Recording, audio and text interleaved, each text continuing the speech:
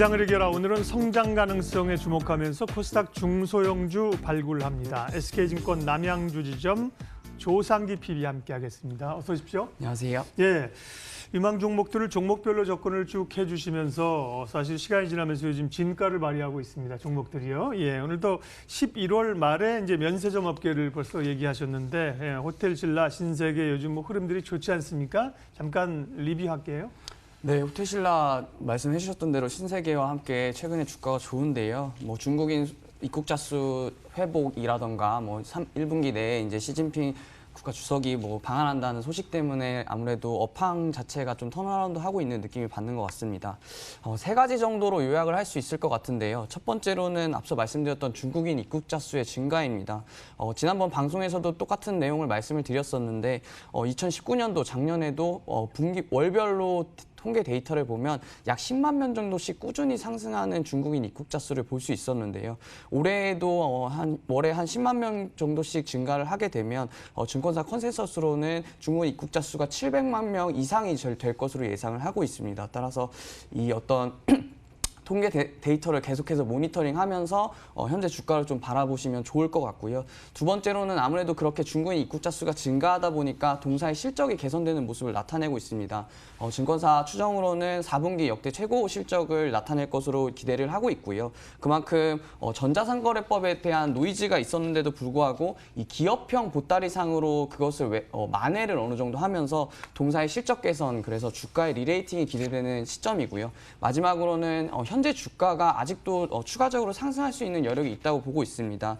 차트를 길게 한번 보시면은 10만 원대의 주가는 11만 원대를 이뤘었던 호텔신라의 주가에 비해서 아직은 또 추가적으로 상승할 수 있다는 모멘텀이 좀 있을 수 있을 것 같고, 앞서 말씀드렸듯이 동사의 실적이 4분기에 최고 실적을 나타내고 그 이후로도 올해 최고 실적을 지속적으로 경신해 나간다면 동사의 주가 추가적으로 상승 여력이 있다고 보고 있고요.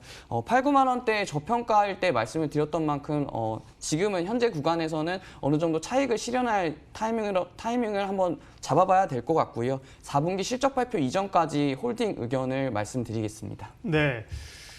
오늘 종목 보겠습니다. 성장성에 주목하는 중소형주. 첫 번째는 비메모리 반도체 관련한 기업이네요. 네. 네, SFA 반도체라는 회사입니다. 네. 최근에 주가가 좋은 네페스라던가 테스라라던가 LB세미콘과 같이 반도체 후공정 쪽에 패키징을 담당하고 있는 업체입니다.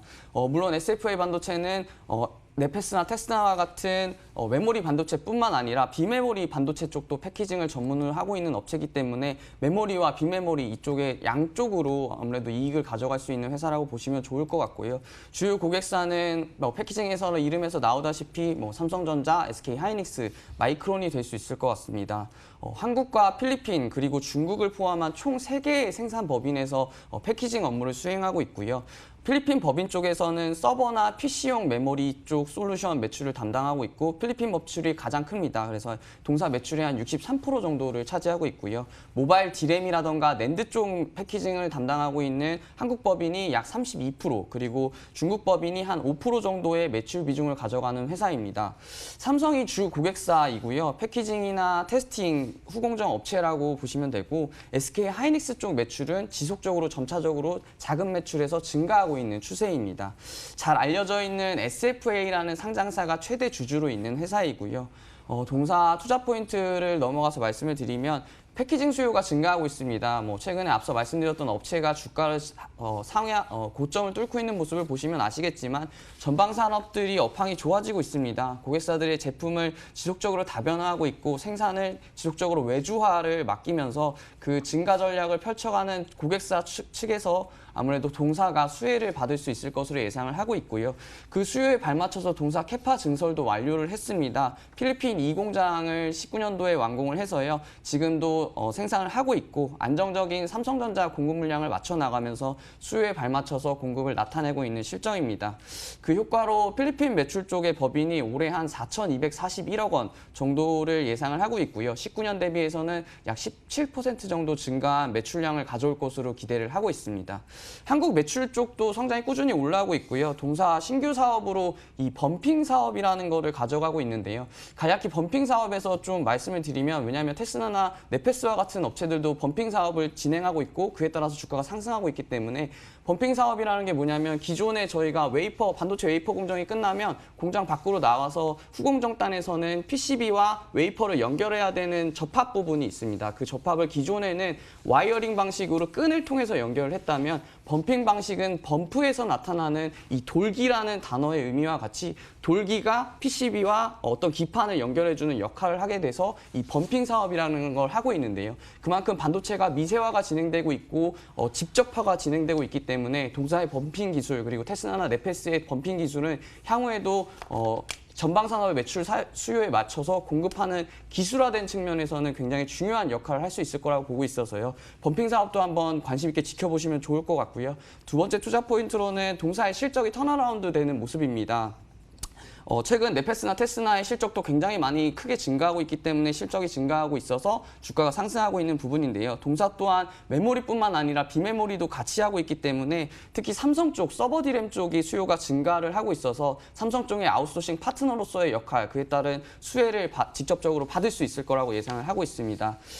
주가도 실적 부분을 그대로 반영하고 있는데요. 1분기 매출이 1,170억에 영업이익 51억 원으로 영업이익률 4.4%에서 19년도 3분기 매출이 1,606억 원으로 영업이익 122억 원 해서 영업이익률이 3% 정도 증가를 했습니다. 반도체 후공정적 쪽에서 영업이익률이 3% 증가한다는 게 별로 안 증가한다고 보실 수도 있을 것 같은데 굉장히 큰 수치이고요. 그만큼 주가 2020년에도 1분기 2019년도 4분기 영업이익이 7% 이상을 상회한다면 지속적으로 추가 상승할 수 있는 가능성 보고 있습니다. 매매 전략 쪽에서는 최근 주가가 가파르게 상승한 만큼 어느 정도 방망이를 좀 짧게 잡고 가실 필요가 있고요. 실적 발표 기간이기 때문에 4분기 실적도 모니터링하면서 매매 전략 가져가시면 좋을 것 같습니다. 매수가 4,400원, 목표가 5,000원, 손절가 4,000원 말씀드리겠습니다. 오늘 중소형주 두 종목 얘기하시는데 첫 번째는 SFA 반도체였고요. 다음은 휴대폰 카메라 부품, 이쪽도 아주 뜨거운 섹터이지요. 주목하시는 기업은요? 네, 오늘은 더구전자라는 카메라 모듈 업체 말씀드리려고 합니다. 앞서 말씀드렸던 쪽이 반도체 쪽이라면 두 번째 말씀드리는 중소형 업체는 카메라 쪽입니다. 최근에 굉장히 주가가 화랑인 쪽 산업 분야인데요. 더구전자 같은 경우에는 스티프너랑 브라켓이라는 두 가지 제품을 주요 매출로 가져가고 있습니다. 스티프너는 카메라 모듈 후면 쪽에서 차폐, 그러니까 전자파를 줄이고 이물, 밖에서 들어오는 이물을 줄이기 보호하기 위해서 만든 스티프너고요. 브라켓 같은 경우에는 카메라 모듈 전면에 위치해 있어서 이 내구성을 보완하는 제품입니다. 잘 아시다시피 북미 고객사인 애플을 통해서 납품을 하고 있고요. 투자 포인트도 그와 마찬가지입니다. 애플사에서 트리플 카메라를 시장에 나왔는데요. 보통 스티프너 같은 경우에는 렌즈당 1개씩 들어가고 브라켓 같은 경우에는 모듈당 1개씩 들어갑니다. 트리플 카메라 같은 경우에는 스티프가 3개가 필요한 입장이기 때문에 극단적으로 봤을 때는 동사의 스티프너 매출이 3배 정도 증가할 수 있는 스토리를 예상을 할 수 있을 것 같고요. 카메라 렌즈의 증가가 동사에게 수혜를 가지고 올 수 있다가 첫 번째 투자 포인트가 될 수 있을 것 같습니다. 두 번째로는 웨어러블 제품의 성장인데요. 애플의 에어팟이 있습니다. 저희 귀에 꼽는 블루투스 이어폰인데요. 귀에 꼽는 블루투스 이어폰 애플사의 동사는 배터리 모듈용 프레스물을 납품을 하고 있습니다. 2018년도부터 사업을 시작했고요. 매출 비중이 크지는 않지만 증권사 전문가들은 2019년도에는 약 4%에서 2020년도에 6%의 매출 비중을 성장할 수 있을 거라고 예상을 하고 있습니다. 2019년도에 에어팟 판매량이 한 4천만 대 수준으로 예상을 하고 있는데요. 2020년도에 약 2배인 8,500만 대 이상을 예상을 하고 있습니다. 따라서 또 극단적으로 말씀을 드리면 4천만 대에서 4%의 매출을 가져갔었다면 8천만 대 이상에서는 2배 정도의 매출 성장을 예상을 할 수 있을 것 같습니다. 또한 마지막 투자 포인트로는 TOF 방식의 3D 카메라인데요. TOF 방식은 타임 오브 플라이트, 말 그대로 빛을 쏴서 빛이 돌아오는 속도에 맞춰서 그 3D 형상을 입체적으로 그려볼 수 있는 TOF 카메라인데 그 카메라가 향후에 이제 나올 것으로 예상을 하고 있습니다. 따라서 그 TOF 카메라 쪽도 하나의 주가 상승 모멘텀이 될 수 있을 것 같습니다. 매수가 8,450원, 목표가 9,000원, 손절가 7,600원 말씀드리겠습니다. 시장을 이겨라 SK증권 남양주 지점 조상기 PB 함께했습니다. 수고하셨습니다. 예, 코스피는 7포인트 상승해서 2194, 2200선 회복 시도 나타납니다. 코스닥도 3포인트 올라서 진행 중입니다. 출발 마켓온 오늘 순서 여기까지 하겠습니다. 오늘도 성공 투자하십시오. 고맙습니다.